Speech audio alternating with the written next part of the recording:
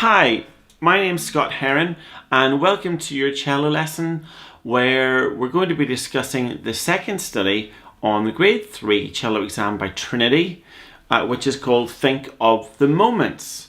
So what is the mood in this piece? Well, it's marked con brio, which just means with vigor. So I've interpreted that as being allegro, and I've chosen the speed crotchet equals 110. They don't ask you to do that or specify that, but that's the speed that I would recommend that you play that at. I think it sits nicely at that speed. So it's in 4/4. And anything else about this? Well, what is the mood? It's quite upbeat, isn't it? You know, Allegro's fast, it's quite lively, and it maintains that upbeat feeling all the way through the piece. Some pieces are up and down like a roller coaster, but this particular piece stays fairly level. So, what about the articulation? Well, there are accents in this piece, very, very important. So I'll really bring them out here. So, there,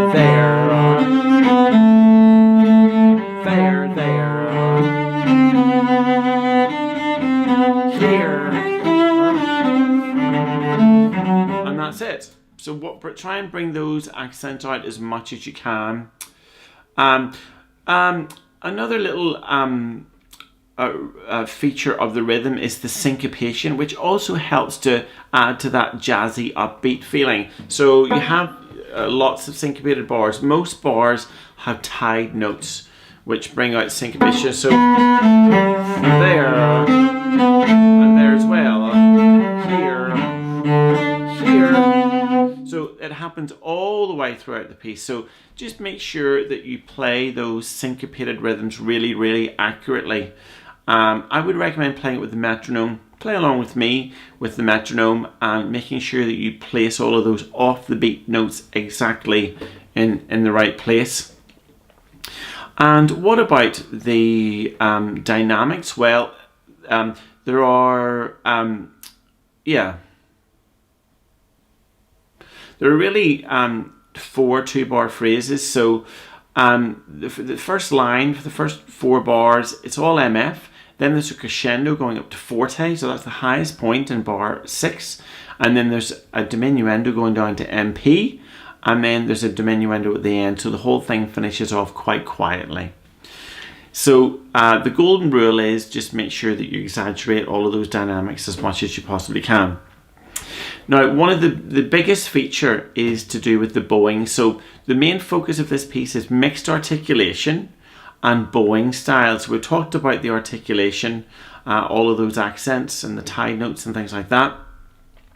But what about the bowing style? So you've got to think about your bow distribution. So in other words, what part of the bow you're playing at. So they actually specify that. So at the beginning, they want you to play the heel. So and this long note transports you all the way up to the tip of the bow. And in bar 3, they mark that you want you to play it near the point. That long note takes you to the heel of the bow, and they tell you to play it near the heel. That long note takes you to the tip of the bow, and they tell you to play it near the point. And then it says here to play this mid bow. So that is the point of this piece. So it's really important that you're aware of what bow you're playing in for the whole piece. So those are all the pertinent issues. It's a really well written study. It's good fun.